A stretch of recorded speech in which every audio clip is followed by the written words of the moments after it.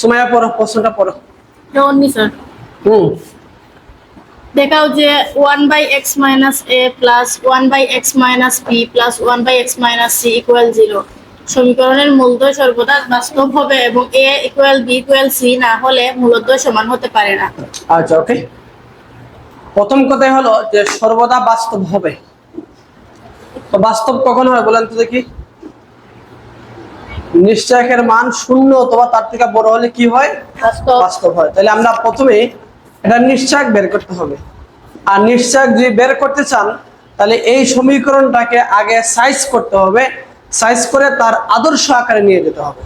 ঠিক আছে? আদর্শ আকারে নিয়ে যাওয়ার পরে আমরা এ বি সি সম্পর্কে সুস্পষ্ট একটা ধারণা পাবো। দেখেন, প্রথমে আমরা লিখবো, দেওয়া আছে, একটু লিখেন।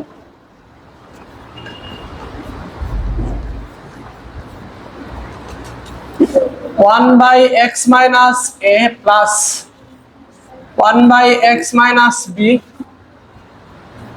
1/x - c is equal to 0। Okay, Sumaiya বলো তো দেখি যে এটাকে যদি সাইজ করতে চাই তাইলে এই মুহূর্তে আমরা কি করব বলো? নিশ্চয় কি করতে হবে এটাকে? আর কি বলো তো দেখি, কি করব?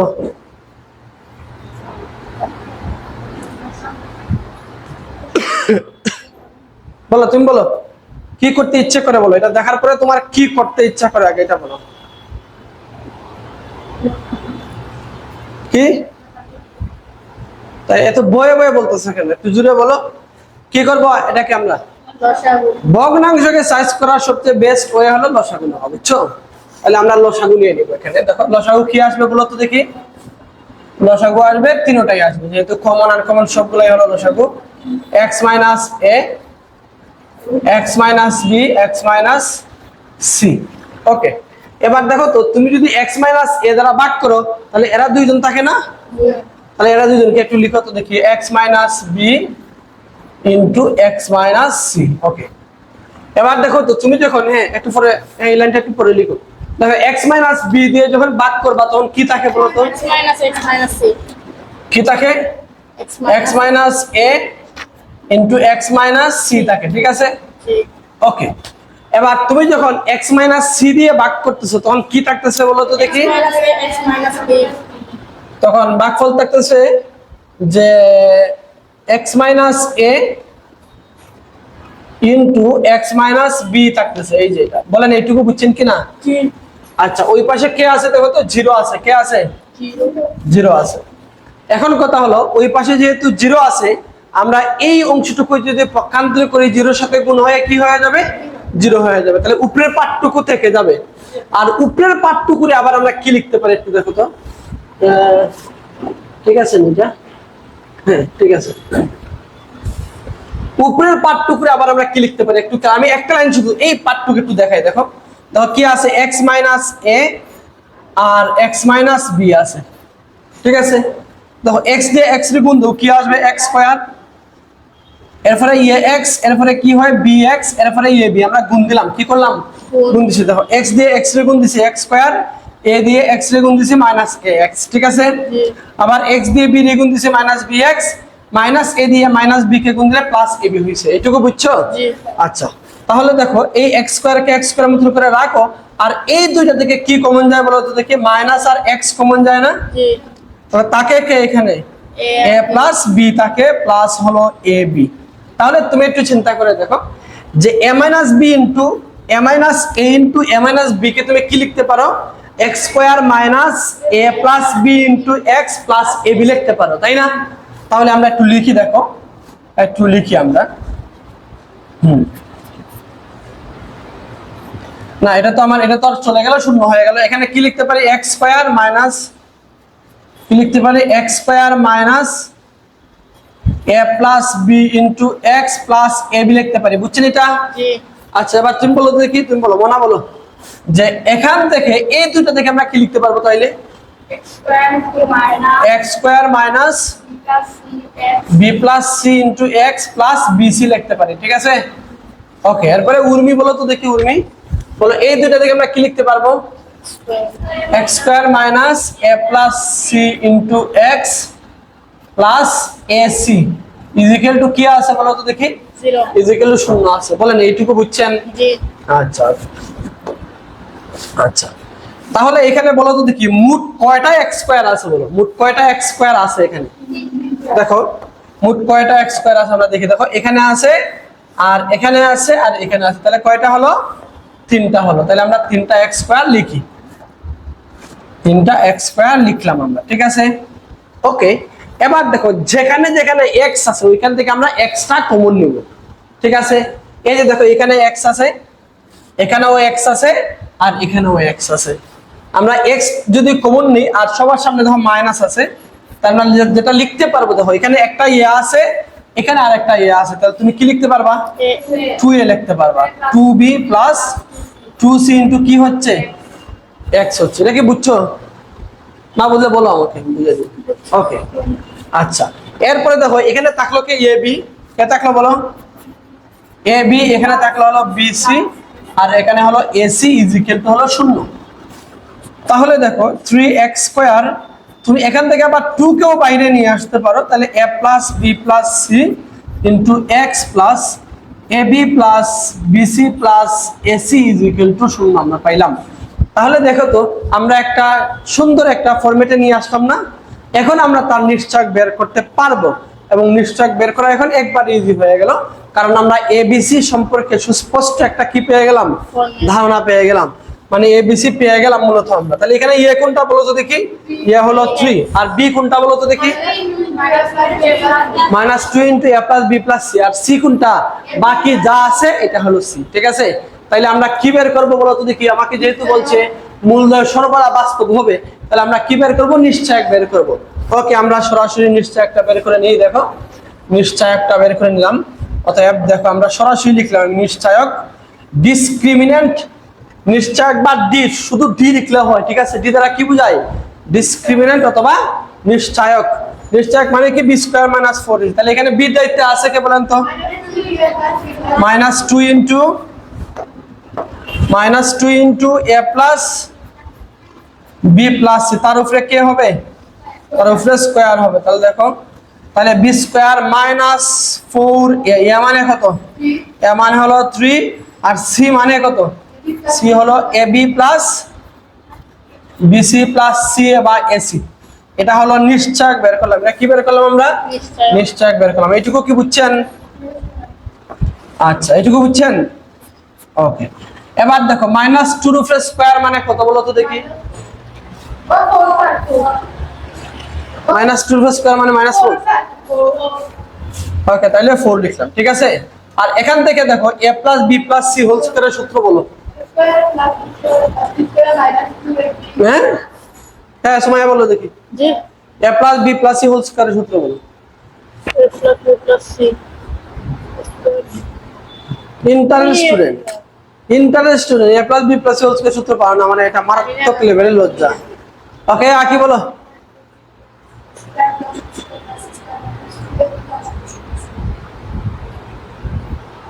দেখলাই? হ্যাঁ বলো, তুমি বলো। তোমরা আসলে কি করা উচিত জানো? খালি ফিটানি উচিত, খালি ফিটানি উচিত। ইন্টারের পরে এখন a plus B plus c সূত্র পারো না। দেখেন a square plus b square plus c square plus 2ab plus 2bc plus 2ca। Okay, এখান থেকে দেখো আমি 4 কে রাখবো, যেহেতু এখানে একটা 4 আছে কমন নিতে আমার ইজি হবে। 4 কে রাখবো, 3 দিয়ে গুণ দিব। 4 কে রাখো, 3 দিয়ে গুণ দাও। 3 দিয়ে গুণ দিলে কি আসতেছে? 3ab plus 3bc plus 3ac বা ca, একই কথা। এই যে এইটুকু। বলেন আপনারা কি এইটুকু বুঝছেন? হ্যাঁ উর্মি, কি এইটুকু বুঝছো? হ্যাঁ তুমি বুঝছো নি? বুঝছো? শিওর? ওকে, আচ্ছা আমরা এরপরে যাই একটু। দেখো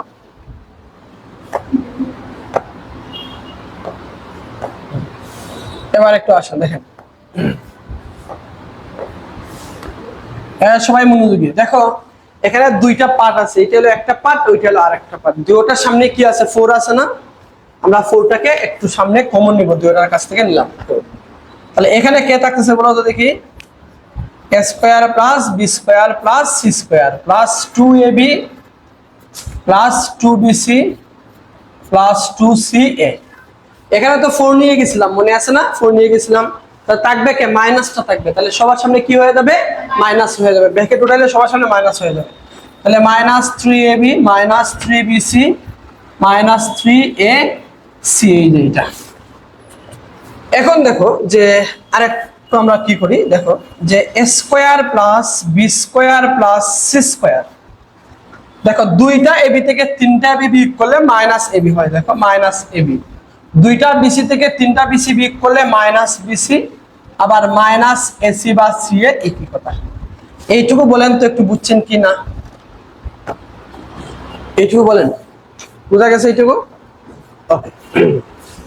এখন দেখো যে এখানে তোমার 4 আছে, কে আছে বলো তো দেখি, 4 আছে। 4 কে ভেঙে 2 কে রাখবো, 2 দিয়ে গুণ দিব, 2 কে রাখবো আবার 2 দিয়ে কি করব, গুণ করব। তাহলে 2 কে রাখলাম, 2 দিয়ে আবার গুণ দিলাম, দেখো square plus 2b square plus 2c square minus 2ab minus 2bc minus 2ca।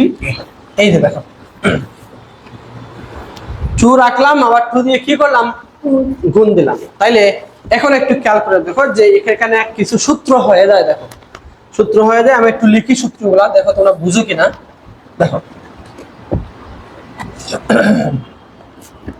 এই 2 কে তার মতো করে আমরা রাখলাম।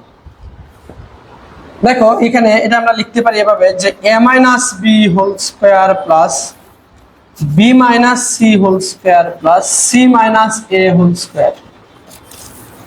এটাকে এভাবে লেখা যায়, এভাবে লেখা যায় একটু বলি। দেখো দেখো এখান থেকে কয়টা স্কয়ার পাওয়া যাবে বলো তো দেখি, কয়টা স্কয়ার পাওয়া যাবে এখান থেকে? একটা পাওয়া যাবে না, square minus 2b plus b square. তাহলে x স্কয়ার কয়টা পাওয়া যায়, একটা পাওয়া যায়। দেখো তো আর কোথাও থেকে কি আরো কোনো স্কয়ার পাওয়া যাবে কিনা, যাবে না পাওয়া। তাহলে কয়টা স্কয়ার হলো, এই যে দেখো দুইটা। এটুকু বুঝছো? বলো এখান থেকে কোনো বি স্কয়ার পাওয়া যাবে নি, কয়টা পাওয়া যাবে, একটা। এখান থেকে দেখো আরো একটা পাওয়া যাবে, তাহলে কয়টা পাইলাম আমরা, দুইটা, এই যে দুইটা বি স্কয়ার। বলো এখান থেকে কোনো সি স্কয়ার পাওয়া যাবে নি, আর কোথাও পাওয়া যাবে নি, তাহলে দুইটা পাইছে কিনা, এই যে দুইটা। এবার এখানে মিডিল টার্ম যেটা, মধ্যপদ যেটা, এটা কি হবে, মাইনাস 2ab হবে না, এই যে দেখো মাইনাস 2ab।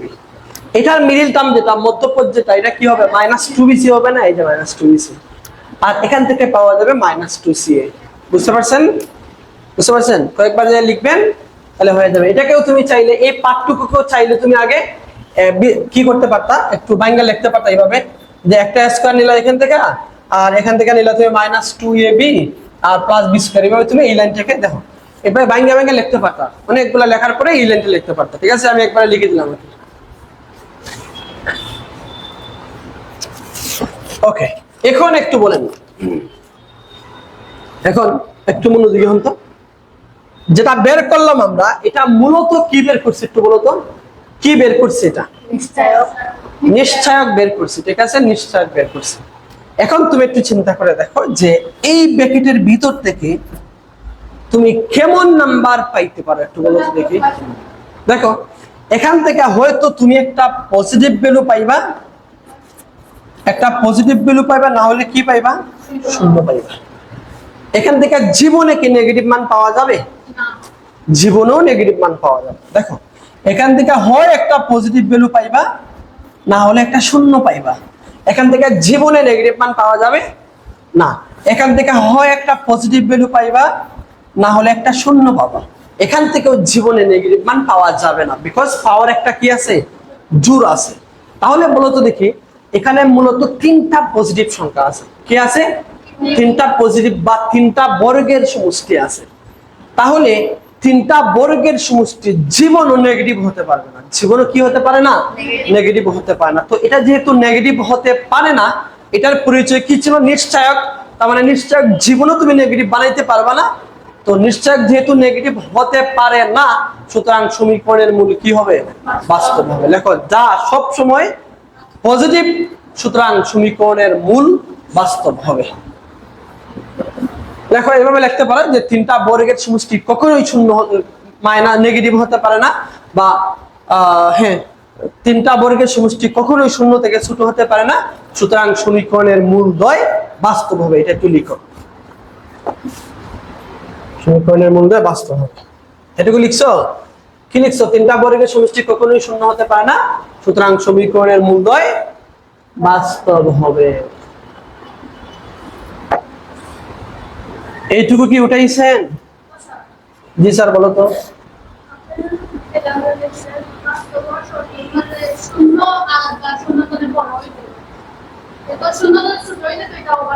হ্যাঁ হ্যাঁ, এই জন্য তো আমরা বললাম এটা কখনো কি হতে পারবে না, শূন্য থেকে ছোট হতে পারবে না। বলছে এই যে কিন্তু বি যে কিন্তু সি না হলে মূলদ্বয় সমান হতে পারে না। তার মানে মূলদ্বয় যদি সমান হতে হয় তাহলে নিশ্চয়কের মান কি হবে? শূন্য হবে। আমরা লিখতে পারি যে মূলদ্বয় সমান হলে, দেখো মূলদ্বয়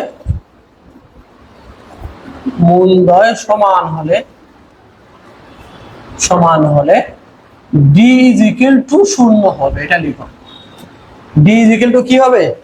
শূন্য হবে। তাহলে এবার ডির জায়গায় ডির মানটা বসাও, আর ডির জায়গায় ডির মানটা বসাও আর শূন্য লিখো।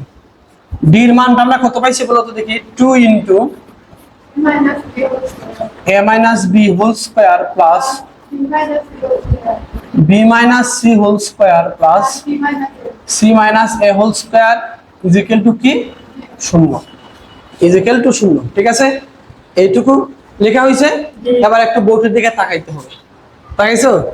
ভালো করে তাকাও, মনোযোগ সহকারে। আগের কথাটা আবার বলতেছি, একটু খেয়াল করো তোমরা। দেখো যে এখান থেকে তুমি কেমন নাম্বার পাইতে পারো বলো? হয়তো পজিটিভ পাইবা, না হলে কি পাইবা? না হলে একটা শূন্য পাইবা। ঠিক আছে, বলো এখান থেকে তুমি কেমন নাম্বার পাইতে পারো? হয় পজিটিভ, না হলে কি পাইবা? একটা শূন্য পাইবা। এখান থেকে তুমি কেমন নাম্বার পাইতে পারো? হয় পজিটিভ, না হলে কি পাইবা? শূন্য পাইবা। ঠিক আছে, কথা বলতেছো কেন? বুঝছো এইটুকু? আচ্ছা, এখন কথা হলো দেখো, তুমি মনে করো এখান থেকে একটা পজিটিভ ভ্যালু পাইলা, এখান থেকে প্রথম ঘটনা ঘটতেছে, ধরো প্রত্যেকটার ক্ষেত্রে প্রথম ঘটনা ঘটতেছে, প্রথম কেস পজিটিভ পাওয়া দিতেছে। ধরো এখান থেকে তুমি একটা পজিটিভ ভ্যালু পাইলা, এখান থেকে একটা পজিটিভ ভ্যালু পাইলা, এখান থেকে একটা পজিটিভ ভ্যালু পাইলা। তাহলে বলো তো তিনটা পজিটিভের যোগফল কি জীবনে শূন্য হতে পারে? না, জীবনে শূন্য হতে পারে না। এবার ধরো তুমি এখান থেকে পজিটিভ পাইছো, এখান থেকে পজিটিভ পাইছো, এখান থেকে শূন্য পাইছো, এবার কি জিরো হবে? না। এবার ধরো এখানে পজিটিভ পাইছো, এখানে শূন্য, এখানেও শূন্য, তাহলে কি জিরো হবে? এবার বলো এখানেও শূন্য, এখানেও শূন্য, এখানেও শূন্য, তাহলে কি জিরো হবে? অবশ্যই জিরো হবে। তাহলে আমরা বলতে পারি যে তিনটা বর্গের সমষ্টি যদি শূন্য হতে হয়, প্রত্যেকটা বর্গের মান আলাদা আলাদা শূন্য হতে হবে। ঠিক আছে, তাই আমরা লিখতে পারি, দেখো লেখো তিনটা বর্গের সমষ্টি শূন্য হলে, তোমরা লেখো আমি লিখতেছি না, লেখো তিনটা বর্গের সমষ্টি শূন্য হলে প্রত্যেকটি বর্গের মান শূন্য হবে। এরপরে এভাবে লিখবা। আচ্ছা, এই 2 কে তো এমনিতেই পক্ষান্তর করলে জিরো হয়ে যায়, তাই না? 2 কে এমনি পক্ষান্তর হলে জিরো হয়ে যায়। আচ্ছা আচ্ছা, এই 2 কিন্তু সবার সাথে ছিল রে, এখানে কিন্তু সেকেন্ড ব্র্যাকেট ইউজ করলো, 2 কিন্তু সবার সাথে ছিল, বুঝছো? এখানে একটা সেকেন্ড ব্র্যাকেট ইউজ করলো, এই যে এখানেও সেকেন্ড ব্র্যাকেট ইউজ করা দরকার। 2 কিন্তু সবার সাথেই ছিল। ঠিক আছে, আচ্ছা, যদিও এটা কোনো এফেক্ট করবে না এই অঙ্কতে। এরপরে তোমরা একটু সবার সাথে আছে গুণ আকারে বুঝাইতে হবে। ঠিক আছে, ওকে। তাহলে আমরা লাস্টে লিখবো কি? অতএব a minus b whole square is equal to কি? শূন্য। তাহলে দেখো, তাহলে আমরা লিখতে পারি a minus b is equal to শূন্য। তাহলে a ইজ ইকুয়াল টু কি পাইলাম আমরা? a ইজ ইকুয়াল টু কি পাইলাম আমরা? b পাইলাম। তাহলে এখান থেকে কি পাবো আমরা? কি সি। এখান থেকে কি পাবো আমরা? লিখে ফেলো, এবং এবং যা লিখে ফেলো। যেহেতু তিনটি বর্গের সমষ্টি শূন্য, সুতরাং প্রত্যেকটি বর্গের মান শূন্য হবে।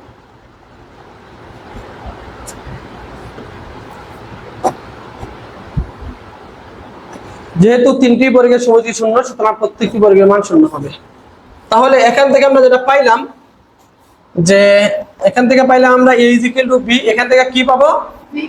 b is equal to c, এখান থেকে আবার কি পাবো? c is equal to a। তার মানে দেখো বিষয়টা হলো এরকম, দেখো বলা হলো উর্মি ইজ ইকুয়াল টু, তোমার নাম কি বলে গেছি, তার নাম, okay, Urmi is equal to Tarin is equal to Dina, ঠিক আছে? আচ্ছা, তাহলে একে আমরা বলতে পারি না উর্মি ইজ ইকুয়াল টু দিনা? বলতে পারি, পারি। বিষয়টা হলো এরকম, ওই A is equal to B is equal to C, ঠিক আছে? তাহলে A is equal to B, A is equal to B, আবার B is equal to C, আবার C is equal to A, তাহলে আমরা কি বলতে পারি? A is equal to B is equal to C. এখন কথা হলো, দেখো তুমি A is equal to B is equal to C কখন লিখতে পারতেছো? এখানে যদি কি হয়, নিশ্চয়কের মান শূন্যই তুমি লিখতে পারতেছো। যদি শূন্য না হলে তুমি লিখতে পারতা না। তার মানে তুমি কি বলতে পারতেছো? তুমি বলতে পারতেছো যে A is equal to B is equal to C হলে সমীকরণের মূল কি